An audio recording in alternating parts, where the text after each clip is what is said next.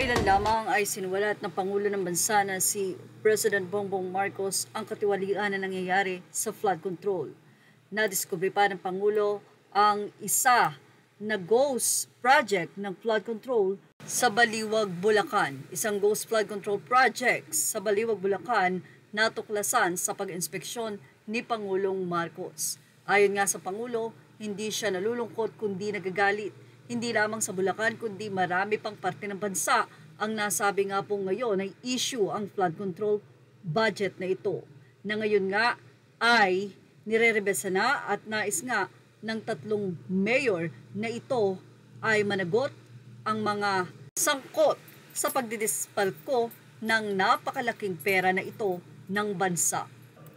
Sabi nga ng Pangulo, hindi siya nalulungkot kundi nagagalit dahil na sa mga ganitong pagkakataon.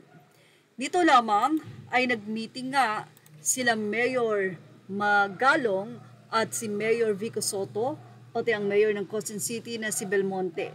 Mula kay Prince Umpad, Baguio City Mayor Benji Magalong, Pasig City Mayor Vico Soto, and Quezon City Mayor Joy Belmonte are standing together to demand full transparency and accountability in the investigation of corruption in flood control and other big infrastructure projects.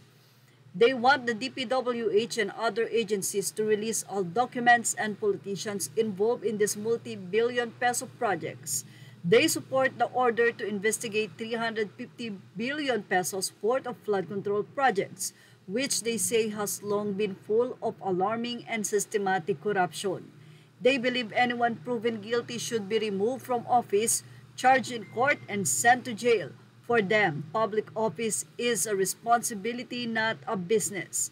This is leadership that puts people first, making sure every peso is used to protect lives and secure a better future. When leaders stand up against corruption, they set the standard for what good governance should be.